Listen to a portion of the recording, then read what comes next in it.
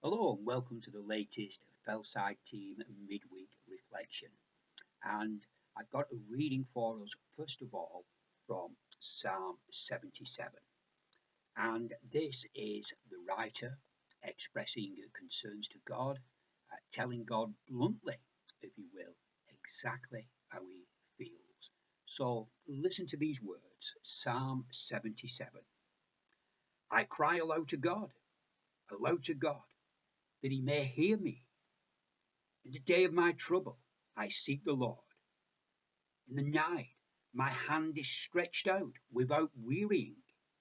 My soul refuses to be comforted. I think of God and I mourn. I meditate and my spirit faints. You keep my eyelids from closing. I am so troubled that I cannot speak. I consider the days of old and remember the years of long ago.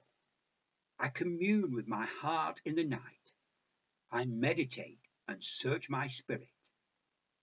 Will the Lord spurn forever and never again be favorable? Has his steadfast love ceased forever? Are his promises at an end for all time? Has God forgotten to be gracious?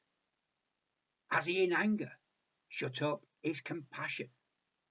And I say, it is my grief that the right hand of the Most High has changed. So some words from Psalm 77.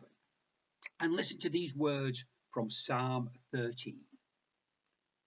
How long, O Lord, will you forget me forever? How long will you hide your face from me? How long must I bear pain in my soul and have sorrow in my heart all day long? How long shall my enemy be exalted over me? Consider and answer me, O Lord my God. Give light to my eyes, or I will sleep the sleep of death. And my enemy will say, I have prevailed. My foes will rejoice because I am shaken. And as I say, words there from the writers of those words, expressing clearly to God exactly how they are feeling with the events in life that they are passing through. And after you've listened to this reflection, you may like to find your Bibles and turn to Matthew's Gospel, chapter 14, and read verses 1 to 12. And we have the account of the death of John the Baptist.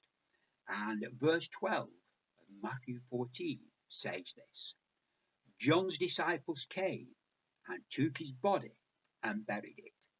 Then they went and told Jesus.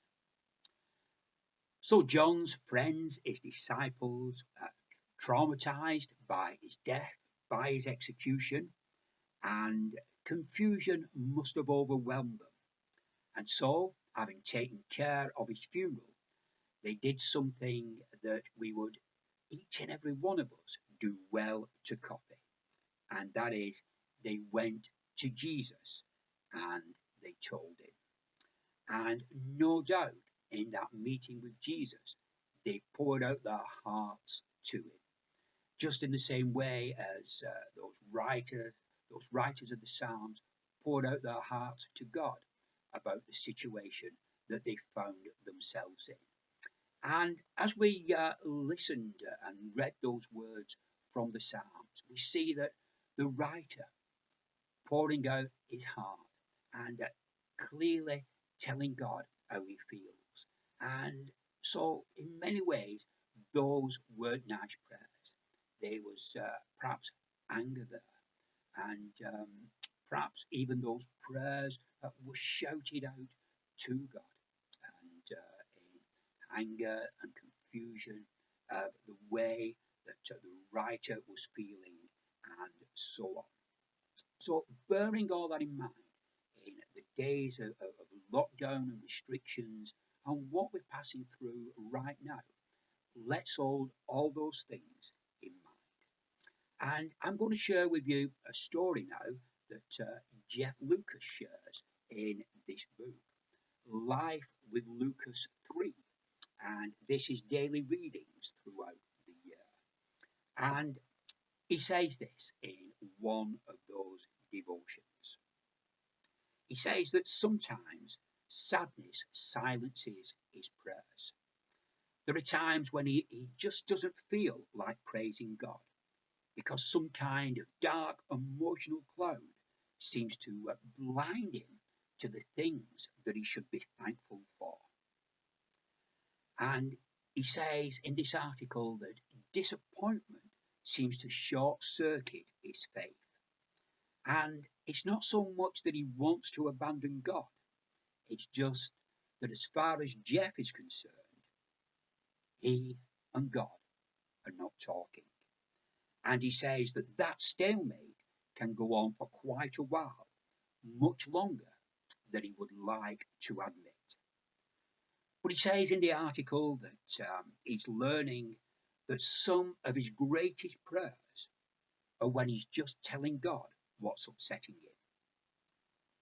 And he says that he may not labour over the prayer for hours. In fact, some of his most effective praying has been when he's just said in a sentence or two what is really on his mind. And he says that he's convinced that God is far more interested in real conversation than he is with his speeches when he's happy and seemingly everything is okay. And then in closing the article, he quotes the old hymn, "What a friend we have in Jesus. Are you weak and heavy laden? Take it to the Lord in prayer."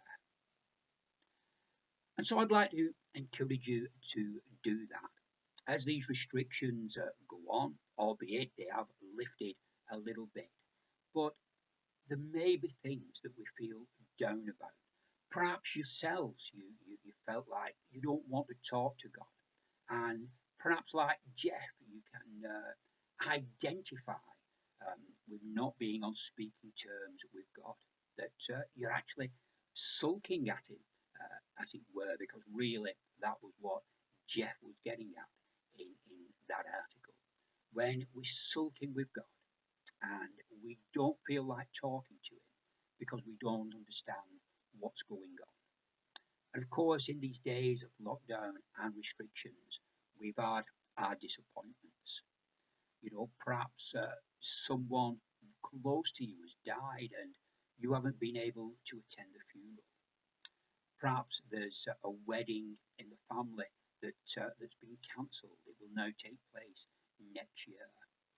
Perhaps there's someone in the family who's been given bad news and you can't go over and visit and give that person a hug, give them a cuddle, and just offer support in that way.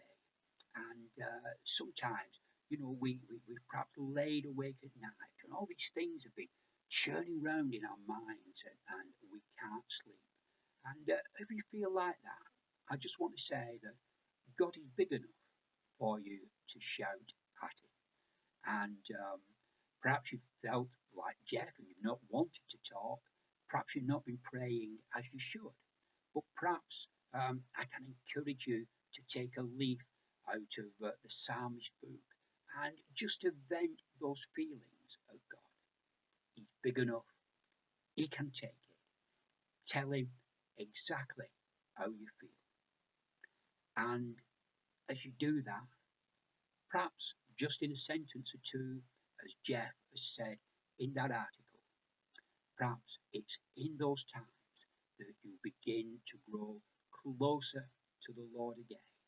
And as you follow the example of that hymn, are you weak and heavy laden? Take it to the Lord in prayer. So tell him exactly how you feel. If you are disappointed about something, if you are hurting, if there are things you can't understand, take it to the Lord in prayer. Ask him for his peace. But please understand that he is big enough to take it.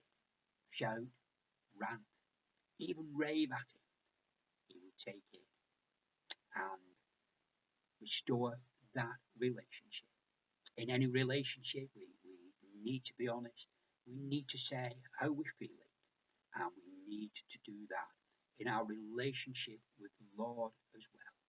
So, if those words fit you and your situation today, then please be encouraged by them. And just to close with that article from Jeff's book once more, there's a little sentence at the end, a short sentence of a prayer to fit in exactly with what he was speaking about. And so I close this reflection with that prayer. So let's pray. Lord, may I learn to pour out my heart to you in all and any circumstance. Amen. And so, until the next time, take care, and I'll see you next time with every blessing. Bye.